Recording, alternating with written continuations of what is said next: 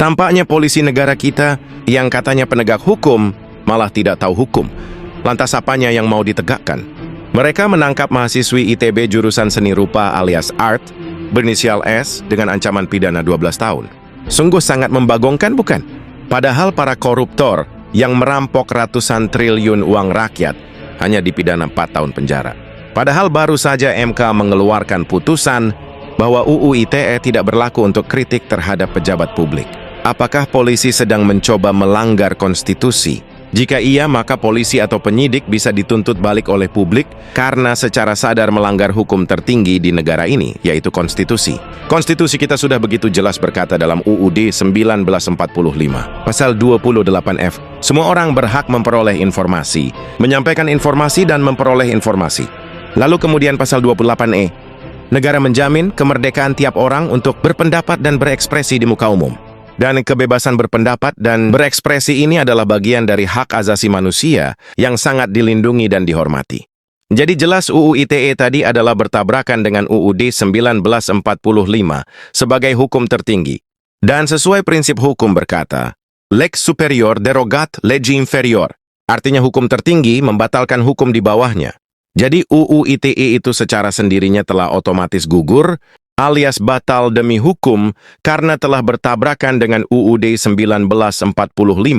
Jadi fix ya, secara hukum, mahasiswi tadi hanya menjalankan hak konstitusionalnya yang dijamin UUD 1945. Jika polisi mencoba merampas hak konstitusionalnya, maka polisi terutama penyidiknya tadi telah melanggar hukum dan terancam pidana. Sebab kebebasan berpendapat dan berekspresi bukan saja adalah hak konstitusional warga negara, tetapi juga adalah bagian dari hak asasi manusia. Dan ancaman untuk polisi yang melakukan pelanggaran konstitusi dan hak asasi manusia alias HAM adalah sangat berat. Dalam Undang-Undang HAM nomor 26 tahun 2000 disebutkan pelanggar HAM diancam pidana mati. Jadi sungguh sangat ngeri pidana untuk penguasa jika melanggar HAM. Itu adalah untuk memberikan efek jera agar penguasa dan aparat tidak semena-mena terhadap warga negara. Jadi semua individu atau komunitas masyarakat punya hak untuk menuntut balik polisi. Sebab jika polisi berani merampas hak konstitusional mahasiswi tadi, maka itu sama saja polisi itu telah merampas hak konstitusional semua warga negara. Jadi dalam hal ini yang melanggar hukum justru adalah polisi. Kemudian kalau kita tinjau dari sisi etik atau moralnya, gambar Jokowi dan Prabowo berciuman itu bukanlah gambar porno. Jika polisi menyebut itu sebagai gambar amoral atau porno, maka itu sama saja polisi telah menghina seluruh insan seni. Sebab gambar itu adalah sebuah makna simbolik di mana telah terjadi koalisi alias setali tiga uang antara penguasa. Banyak pemimpin dunia juga digambarkan berciuman bibir dengan pemimpin dunia lainnya. Misal ada Trump berciuman bibir dengan Putin. Lalu beberapa pemimpin negara-negara lainnya juga berciuman bibir dengan pemimpin negara lainnya. Itu adalah sebuah makna simbolik yang artinya sepakat setali tiga uang, berdamai bersahabat dan beberapa makna lainnya. Bahkan Paus Fransiskus berciuman bibir dengan Imam Al-Azhar Sheikh Ahmad Al-Tayyib di depan dunia.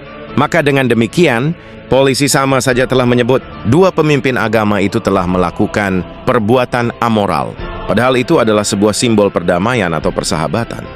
Lantas jika begitu, moral siapakah yang perlu dipersoalkan dalam hal ini? Apakah moral pemimpin dunia tadi atau moral polisi? Moral siapakah yang sangat bejat dalam hal ini sehingga menyebutnya pornografi? Jadi telah banyak sekali yang telah dilanggar polisi di sini. 1. Hak konstitusional warga negara. 2. Hak asasi manusia.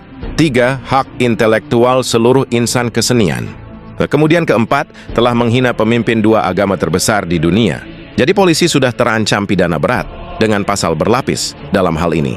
Lagi pula jelas-jelas wanita itu adalah mahasiswa seni dari ITB. Dan dia pun jelas berkata bahwa dia terinspirasi membuat kritikan dalam bentuk seni visual sebagaimana sesuai dengan jurusannya. Jadi polisi harus dituntut pertanggungjawaban di sini karena telah melanggar wilayah privasi kedaulatan rakyat.